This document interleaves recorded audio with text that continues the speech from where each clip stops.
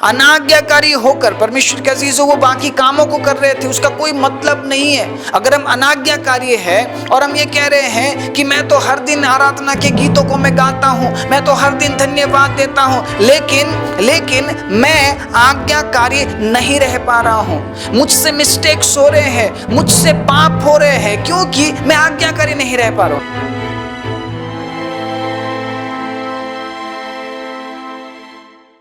आप सभी को जय मसीह की। प्रभु यीशु मसीह के नाम से मैं आप सभी का स्वागत करता हूं आज के वचन के लिए। परमेश्वर के अजीजों, परमेश्वर आज आपसे कुछ कहना चाह रहे हैं। परमेश्वर अपने वचन से आज हमसे कुछ कहना चाह रहे हैं। क्या आप तैयार हैं आज के वचन के लिए? क्या आप तैयार हैं परमेश्वर के उस शब्द के लिए जो शब्द आपको बदलता है, जो शब्द आपके विचारों को बदलता है और आपको सोचने में मजबूर कर देता है कि आप परमेश्वर के लिए जी रहे हैं या नहीं? आमीन। अपने आप को सिर्फ हम मसीह ना कहलाते हुए आइए उस वचन को एक्सेप्ट करें, उस वचन को ग्रहण करें जो वचन हमें सही मसीहत में आगे बढ़ने के लिए, सच्चाई में आगे बढ़ने के लिए हमारी सहायता करती है। प्रभु के वचन से परमेश्वर हमारी सहायता करते हैं, परमेश्वर के वचन से प्रभु हमारी अगुवाई करते हैं और परमेश्वर के वचन से ही परमेश्वर हमारे जीवन में अद्भुत और बड़े बड़े काम करते हैं। इसलिए जब हम परमेश्वर के वचन को सुनते हैं, कुछ इस तरीके से हम परमेश्वर के वचन को सुने ताकि हम उस वचन को ग्रहण कर सके। सिर्फ सुनने से कुछ नहीं होगा, ग्रहण करना जरूरी है। आज मैं एक बहुत ही अच्छा टॉपिक आप सभी के लिए मैं लेकर आया हूँ, आपके बीच में प्रभु की जीवित वचन को लेकर आया हूँ ताकि आप परमेश्वर के साथ फिर से आप जुड़ सके, कनेक्ट हो सके। हर दिन हर प्रचार के जरिए परमेश्वर के अजीजों मैं कोशिश करता रहता हूँ, अभी तक मैंने कोशिश किया है कि आप परमेश्वर के साथ जुड़े, किसी संस्था के साथ, व्यक्ति विशेष के साथ जुड़ के परमेश्वर के अजीजों आप उन भलाइयों को प्राप्त नहीं कर सकते हैं जो भलाई परमेश्वर के पास है। अगर आपको परमेश्वर से भलाइयों को प्राप्त करना है तो परमेश्वर के साथ जुड़ना जरूरी है, और परमेश्वर के साथ जुड़ने के लिए वचन का होना जरूरी है। बिना वचन के आप परमेश्वर के साथ कनेक्ट नहीं हो सकते, आप जुड़ नहीं सकते हैं। इसलिए हर दिन मेरा कोशिश यही रहता है, मेरी प्रयास यही रहती है कि मैं आप सभी के बीच में परमेश्वर के अजीजों प्रभु के जीवित वचन को लेकर आऊं और आप परमेश्वर के साथ जुड़े रह सके। आमीन। जुड़े रहना भी बहुत जरूरी है, जुड़ना जरूरी है, उसके बाद जुड़े रहना जरूरी है। जुड़े रहने के लिए हर दिन वचन सुनना जरूरी है, वचन के अनुसार चलना जरूरी है और वचन की चाहत खुद में बढ़ाना बहुत जरूरी है। मैं एक वचन के साथ शुरुआत करना चाहता हूँ। मत्ती 22 अध्याय उसके 21वें आयत को पढ़ते हुए सुनिएगा। उन्होंने उससे कहा कैसर का, लोगों ने यीशु से कहा कैसर का। तब यीशु ने उनसे कहा जो कैसर का है वो कैसर को दो और जो परमेश्वर का है वो परमेश्वर को दो। मैं आज पूछना चाहता हूं परमेश्वर का क्या है? क्या है परमेश्वर का? परमेश्वर हमसे क्या मांग रहे हैं? परमेश्वर की कौन सी चीजें हमारे पास है जो हमें उसे वापस देना है? क्या देना है? हम क्या दे सकते हैं? क्या दे सकते हैं हम? क्या इस गीत को गाने से सारी बातें सुलझ जाती है? क्या दे सकता हूँ, क्या ला सकता हूँ, कहता तुझे शुक्रिया। क्या बस इतना कहना काफ़ी है? बहुत से लोग कहते हैं ये गीत मेरे लिए बहुत आशीषित, वाकई में मेरे लिए भी ये गीत बहुत आशीषित है, लेकिन इस गीत को गाते हुए मैं सारे कामों को टालता नहीं हूँ, बल्कि मैं याद करता हूँ कि मुझे और क्या क्या परमेश्वर के लिए करना चाहिए। आप समझ रहे हैं मैं क्या बोल रहा हूँ? बहुत से लोग ऑफरिंग के टाइम इस गीत को गाते और ऑफरिंग देने की जरूरत नहीं है। प्रैक्टिकल इतना नहीं होना है आपको बहुत ज्यादा प्रैक्टिकल भी नहीं बनना है इस गीत के साथ विशेष रूप से, ठीक है? लिखने वाले ने एक अलग कॉन्सेप्ट में इस गाने को लिखा है, ठीक है? और प्रभु इस गाने से खुश होते हैं, इसके लिरिक्स से खुश होते हैं, मेलोडी से खुश होते हैं। प्रभु को ये गाना अच्छा लगता है, ठीक है? और हम सब इस गीत को गाते हैं, काफ़ी सालों से हम गाते हुए आए हैं। लेकिन क्या सिर्फ इस गीत को गाने से सारी बातें टल जाती है? क्या दे सकता हूँ, क्या ला सकता हूँ, कहता तुझे शुक्रिया। मैं आज आप सभी से पूछना चाहता हूँ परमेश्वर की कौन सी चीज आपके पास है जो आपने वापस देना है? परमेश्वर क्या मांग रहे हैं आपसे? क्या है परमेश्वर का? मुझे बताइए, क्या है परमेश्वर का? अगर आप ये सोचते हैं कि सिर्फ धन्यवाद देने से प्रभु खुश हो जाते हैं, तो फिर वचन कहाँ गया? फिर क्या वचन में सिर्फ बोला है कि तुम्हें धन्यवाद ही देना चाहिए और कुछ बोला नहीं वचन में? मुझे बताइए, क्या और कुछ नहीं लिखा है वचन में?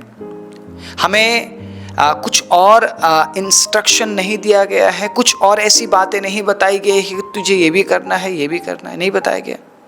परमेश्वर के क्या है? मैं आज आप सभी को याद दिलाना चाहता हूँ इस वचन को। जब आप सुन रहे हैं परमेश्वर के अजीजों, साथ साथ में आप सोचिए कि मैं परमेश्वर को क्या दे सकता हूँ या मुझे क्या देना चाहिए। अब निकालिएगा मेरे साथ व्यवस्था विवरण 10 अध्याय उसके 12 आयत को, ठीक है। अब हे इज़राइल, तेरा परमेश्वर यहोवा तुझसे इसके सिवाय और क्या चाहता है? ठीक है, इसके सिवाय और क्या चाहता है? जो बातें यहां पर प्रभु बोलने जा रहे हैं, उन बातों के सिवाय और परमेश्वर आपसे कुछ भी नहीं चाहता है, कुछ भी नहीं मांग रहा है। ठीक है, कौन सी बात है? सुनिएगा कि तू अपने परमेश्वर का भय माने, ठीक है, उसके बाद और उसके सारे मार्गों पर चले, उससे प्रेम रखे और अपने पूरे मन और अपने सारे प्राण से उसकी सेवा करे। 4 बातें यहाँ पे लिखी हुई है। चारों बातों को मैं आपके बीच में रखने वाला हूं, लेकिन चारों बातों के ऊपर एक बहुत ही इंपॉर्टेंट बात है, बहुत ही महत्वपूर्ण बात है जो चारों बातों के ऊपर है, सबसे प्रथम स्थान में है। परमेश्वर क्या चाहता है आपसे? पता है वो बात क्या है? आज्ञाकारिता। परमेश्वर आपसे आज्ञाकारिता चाहता है। आप धन्यवाद दे रहे हैं, बहुत अच्छी बात है। बिना आज्ञाकारी बने अगर आप धन्यवाद दे रहे हैं, उस धन्यवाद का कोई मतलब नहीं। अगर आप आज्ञाकारी नहीं हैं, इस गीत को आप 1000 बार एक दिन में गा रहे हैं, कोई मतलब नहीं है।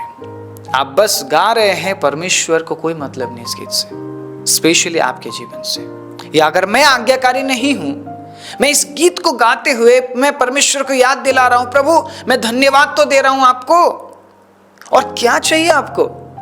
इस गीत में भी तो बोला गया है, प्रभु मैं क्या दे सकता हूं, मैं क्या ला सकता हूं? प्रभु धन्यवाद।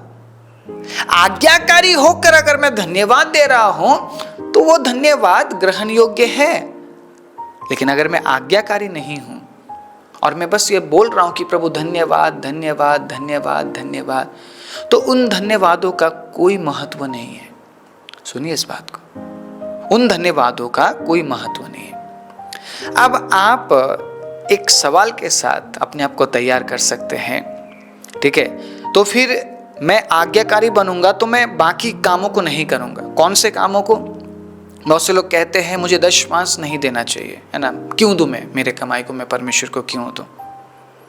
आप आज्ञाकारी बन रहे हैं, आप क्या बोल रहे हैं, मैं बाकी सारे चीज़ों को मैं मान रहा हूं, लेकिन इस एरिया में मैं अपने आप को मैं नहीं जाने दूंगा, मुझे नहीं देना, ठीक है। आप बोल रहे हैं कि मैं वो नहीं करूंगा, और बहुत से लोग ये भी कहते हैं कि मैं ये नहीं करूंगा। आज्ञाकारिता का मतलब क्या है? आज्ञाकारिता का मतलब क्या है? आप यहाँ पे जो बातें लिखी गई ना व्यवस्था विवरण में, वो एक आज्ञाकारी व्यक्ति ही कर सकता है। आज्ञाकारी व्यक्ति ही कर सकता है। आज्ञाएं यहाँ पे दी गई है। पुराने नियम से नए नियम तक पूरा प्रभु का वचन आज्ञाकारिता से भरा हुआ है। हर एक जगह में बस बताया गया कि तुझे ऐसा करना है, तुझे ऐसा करना है, ऐसा नहीं करेगा तो तुझे वैसा जीवन नहीं मिलेगा, मतलब ये करेगा तभी वो मिलेगा।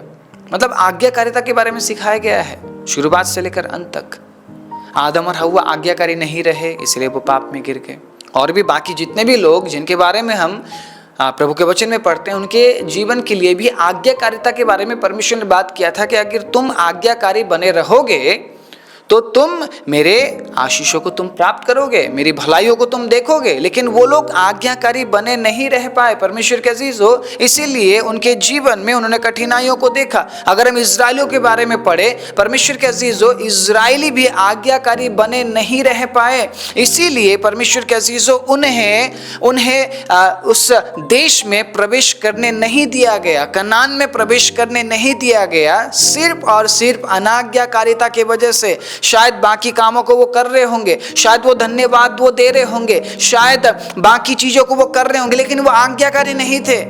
अनाज्ञाकारी होकर परमेश्वर के अजीजों वो बाकी कामों को कर रहे थे, उसका कोई मतलब नहीं है। अगर हम अनाज्ञाकारी है और हम ये कह रहे हैं कि मैं तो हर दिन आराधना के गीतों को मैं गाता हूं, मैं तो हर दिन धन्यवाद देता हूं, लेकिन मैं आज्ञाकारी नहीं रह पा रहा हूं, मुझसे मिस्टेक्स हो रहे हैं, मुझसे पाप हो रहे हैं, क्योंकि मैं आज्ञाकारी नहीं रह पा रहा हूं। आप खुद सोचिए परमेश्वर के अजीजों, आपसे पाप कब होता है? या बाकी लोग जिन्होंने पाप किया या परमेश्वर से दूर हो गए, उन्होंने कौन से समय में पाप किया? जब वो अनाज्ञाकारी बने। परमेश्वर आज्ञा इसीलिए देते हैं ताकि हम परमेश्वर के साथ जुड़े रहे और हम पाप से दूर रहे। और जब हम अनाज्ञाकारी बनते हैं, हम परमेश्वर से दूर हो जाते हैं और हम पाप करने लगते हैं। परमेश्वर चाहते हैं कि हम परमेश्वर की आज्ञाओं को माने। अगर मैं गिनाने लग जाऊं ना परमेश्वर ने हमें क्या क्या दिया है, गिनती नहीं कर पाएंगे। सबसे बड़ी बात परमेश्वर जो हमारे जीवन में करता है पता क्या है? हम सांस लेते हैं। हालेलुया। आप कितनी बार सांस लेते हैं और कितनी बार छोड़ते हैं? अगर इस सांस का अगर परमेश्वर बिल भेजने लगे, क्या हम चुका पाएंगे? या 1 मिनट के लिए परमेश्वर हमारे सांसों को रोक दे, क्या हम जिंदा रह पाएंगे? 1 मिनट के लिए आप सांस रोक कर क्या बड़े आनंद के साथ आप गुजार सकते समय को? नहीं ना। आप खुद सोचिए परमेश्वर का आपके पास क्या है, कौन सी चीजों को परमेश्वर मांग रहा है। देखिए, परमेश्वर जो आशीष आपको देता है वो वापस नहीं मांग रहा। वो परमेश्वर आपको आशीष दे रहे हैं, लेकिन उसके बदले में वो आज्ञाकारिता आपसे चाह रहे हैं। परमेश्वर अगर आपको जीवन दे रहे हैं, उसके बदले परमेश्वर आज्ञाकारिता आपसे चाह रहे हैं। परमेश्वर अगर आपको उद्धार दे रहे हैं परमेश्वर के अजीजों, उसके बदले में वो आज्ञाकारिता को हमसे चाह रहे हैं। जो परमेश्वर का है वो परमेश्वर को दो। परमेश्वर अपने लोगों से आज्ञाकारिता चाहता है, जैसा उसने इजराइलियों से चाहा या बाकी अपने लोगों से चाहा, वैसा ही आज्ञाकारिता वो आज मुझसे और आपसे चाहता है। अगर आप आज्ञाकारी है, आप भय मानेंगे। अगर आप आज्ञाकारी है, आप उसके मार्गों पर चलेंगे। अगर आप आज्ञाकारी है, आप उससे प्रेम रखेंगे। और अगर आप आज्ञाकारी है तो आप उसकी सेवा करेंगे। भय मानने का मतलब क्या है? भय मानने का मतलब क्या है? आदम और हव्वा ने जो मिस्टेक किया है वो मिस्टेक हम नहीं कर सकते। भय मानने का मतलब ये है, प्रभु ने अगर आज्ञा दिया है मुझे इस चीज को मत खाना, इस चीज को मत देखना, इस चीज को मत खरीदना, उस जगह में मत जाना, मैं अगर आज्ञाकारी हूं, मेरे अंदर ये भय हमेशा रहेगा। अगर मैंने उस काम को किया तो मेरा प्रभु नाराज हो जाएगा। मैं मेरे परमेश्वर को नाराज नहीं कर सकता, मैं मेरे परमेश्वर को दुखी नहीं कर सकता, इसलिए मैं नहीं जाऊंगा, मैं नहीं देखूंगा, मैं नहीं खाऊंगा, मैं ऐसे जीवन को जीऊंगा ही नहीं। हालेलुया। आज्ञाकारी आपको भय मानना सिखाता है। आप अगर आज्ञाकारी है तो आप भय मानेंगे। अगर आप आज्ञाकारी है परमेश्वर के अजीजों, दूसरी बात को जब हम देखते हैं, आप उसके मार्गों पर चलेंगे। जो प्रभु ने कहा है उन कामों को आप करेंगे, उन मार्गों पर आप चलेंगे। आप वचन से प्यार करेंगे, आप वचन के मुताबिक जीने की कोशिश करेंगे, क्योंकि आप आज्ञाकारी है। हालेलुया। क्योंकि आप आज्ञाकारी है, आप जो भी वचन में लिखा हुआ है उन बातों को बड़े चौकसी के साथ आप अनुसरण करेंगे और आप वचन के मुताबिक जीने वाले व्यक्ति बनेंगे। हाँ, शायद आप गिर जाएं, 1 बार गिर जाएं, 2 बार गिर जाएं, लेकिन आप पीछे नहीं हटेंगे। आप कंटिन्यू कोशिश करते रहेंगे कि मुझे वचन के अनुसार चलना है, मुझे सिद्धता की ओर बढ़ना है, क्योंकि मैं आज्ञाकारी बेटा हूं या मैं आज्ञाकारी बेटी हूं, इसीलिए मुझे इस तरीके से काम करना पड़ेगा। यहोशू 1:8 में परमेश्वर के वचन में साफ लिखा है, अगर तू वचन के अनुसार चलेगा तो मेरे तेरे साथ रहूंगा और मैं तुझे प्रभावशाली बनाऊंगा। तू प्रभावशाली बनेगा, मैं तेरी सहायता करूंगा, मैं तेरे आगे आगे होकर चलूंगा। लेकिन उसके लिए तुझे वचन को अपने चित्त में रखना जरूरी है। वचन में जो कुछ लिखा उसके अनुसार करने की चौकसी करना जरूरी है। अगर मैं आज्ञाकारी हूं तो मैं उसके मार्गों पर चलूंगा, मतलब जो भी बातें परमेश्वर ने बताई है करने के लिए मैं उन कामों को करूंगा। जैसा जीवन जीने के लिए परमेश्वर ने बताई है वैसा जीवन में जीऊंगा। उसके बाद लिखा है उससे प्रेम रखूंगा मैं। आज्ञाकारी व्यक्ति ही उससे प्रेम रख सकता है, उसे प्रेम कर सकता है। परमेश्वर को प्रेम करने का मतलब पाप से नफरत करना है। परमेश्वर से प्रेम करने का मतलब बलिदान स्वरूप जीवन जीना है। आज्ञाकारी हूं, चाहे दुख उठाना पड़े, मैं प्रभु से प्रेम करता हूं, इसीलिए मैं उस काम को नहीं करूंगा जो गलत है। मैं उसको नहीं करूंगा क्योंकि मैं परमेश्वर से प्रेम करता हूं। बेशक मुझे बलिदान देना पड़े, बेशक मुझे मेरी इच्छाओं को मुझे कुर्बान करना पड़े, मेरे अभिलाषाओं को मुझे बलिदान देना पड़े, मैं परमेश्वर से प्रेम रखूंगा ताकि मैं उन तमाम बुरे बातों से मैं नफरत कर सकूं। परमेश्वर से प्रेम करने का मतलब ही है पाप से नफरत करना। हालेलुया। परमेश्वर से प्रेम करने का मतलब ही है पाप से दूर रहना। और अगर मैं एक आज्ञाकारी बेटा हूं तो जो परमेश्वर का है वो मुझे परमेश्वर को देना पड़ेगा। हालेलुया। मैं उससे प्रेम करूंगा या मैं उससे प्रेम करूंगी। मैं आज आप सभी को उत्साहित कर रहा हूं, मैं आज आप सभी को उत्साहित कर रहा हूं, परमेश्वर के अजीजों, जो परमेश्वर का है वो परमेश्वर को दीजिए। परमेश्वर आपसे आज्ञाकारिता के सिवाय कुछ नहीं चाहता। वो आपको आज्ञाकारी बनाना चाहता है और वो पूरे प्रयास के साथ आप में काम कर रहा है, पूरे प्रयास के साथ काम कर रहा है। मैं परमेश्वर के अजीजों, वो हर दिन आप में नया काम कर रहा है। बेशक हम कितना ही उससे दूर भागने की कोशिश कर रहे हैं, प्रभु हमारे जीवन में काम कर रहा है। अपने वचन के जरिए, अपने दासों के जरिए, अलग अलग परिस्थिति के जरिए प्रभु हमारे जीवन में काम कर रहा है। और वो तब तक काम करेगा जब तक इस संसार में हम जीवित हैं। लेकिन हम क्या कर रहे हैं? क्या हम परमेश्वर को जो परमेश्वर का है हम दे रहे हैं? क्या हम उससे प्रेम कर रहे हैं? क्या उसे हमसे प्रेम मिल रही है? हमने तो परमेश्वर से प्रेम प्राप्त कर लिया, क्या परमेश्वर को हमसे प्रेम मिल रहा है? और अगली बात है, परमेश्वर के अजीज उसकी सेवा करें। एक आज्ञाकारी बेटा और बेटी ही सेवक होते हैं, सेवा करने में तत्पर रहते। इस संसार में इन दिनों में माँ बाप की क्या हाल है, सड़कों में फेंक देते हैं उनको। परमेश्वर के अजीजों, ये वही माँ बाप है जिन्होंने अपने छोटे छोटे बच्चों के लिए दुख सही और उन बच्चों को बड़ा किया, होनहार बनाया, और उन्हीं बच्चों ने इन माँ बापों को सड़कों में छोड़ दिया और वृद्ध आश्रम में छोड़कर ये चले गए। सेवा करने के समय में उन्होंने माँ बाप को ही खुद से दूर कर दिया। ये संसार की रीत है। क्या हम भी परमेश्वर के साथ कुछ इस तरीके से व्यवहार कर रहे हैं क्या?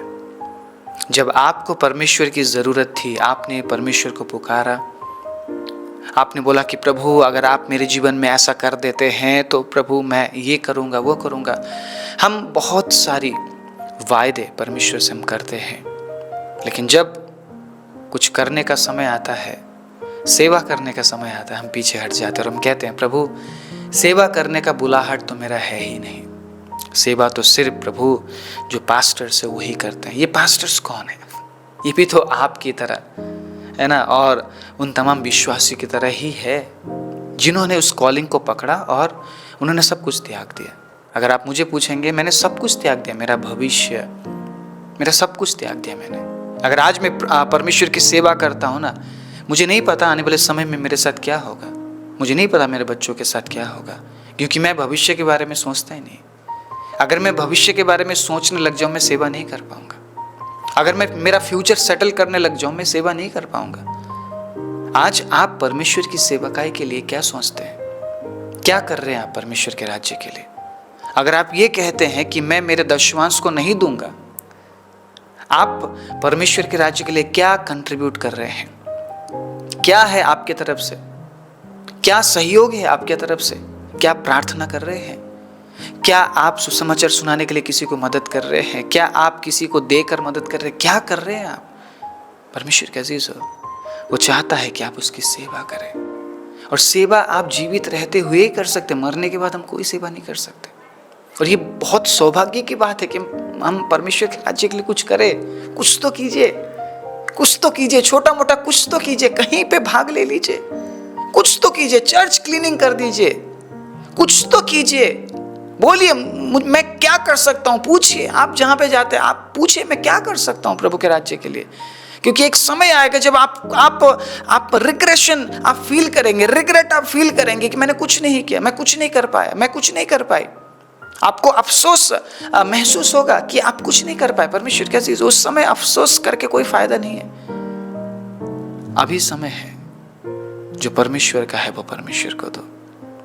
जो प्रभु मांग रहे हैं क्या बहुत ज्यादा है? क्या बहुत ज्यादा है? बहुत कुछ मांग लिया क्या परमेश्वर ने आपसे? अगर आप समझ पा रहे हैं कि परमेश्वर की मांग क्या है, परमेश्वर के अजीजों, आप कभी भी पीछे नहीं हटेंगे। और इन तमाम कामों को करने के लिए हमें आज्ञाकारी होना बहुत ज़रूरी है।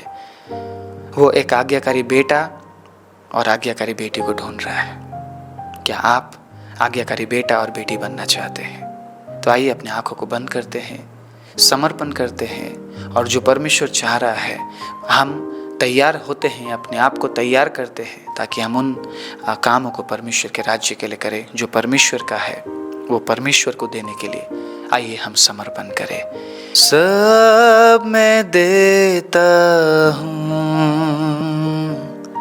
सब मैं देता हूँ, तुझी को मुबारक मुंजी, सब मैं देता हूँ। हमने जितनों ने भी प्रभु इस वचन को सुना है, पिता, हम अपने आप को समर्पण करते हैं और हम कहते हैं प्रभु, आप जो चाहते हैं हमसे, हम उन कामों को करने के लिए तैयार हैं। जो परमेश्वर का है हम परमेश्वर को देने के लिए तैयार हैं। प्रभु, एक आज्ञाकारी बेटा और आज्ञाकारी बेटी को आप ढूंढ रहे हैं। प्रभु, हम तैयार हैं आज्ञाकारी बेटा और बेटी बनने के लिए। जितनों ने भी आज इस वचन को सुना है और अपने आप को समर्पण कर रहे हैं, प्रभु आप उन्हें छू लीजिए और प्रभु उनके जीवन में आप नया काम कीजिए, ताकि प्रभु जो आप उनसे चाह रहे हैं वो तैयार हो आपको देने के लिए और आपके लिए करने के लिए। सारी महिमा आदर आपको देते हुए प्रार्थना प्रभु यीशु मसीह के नाम से मांगते हैं, आमीन।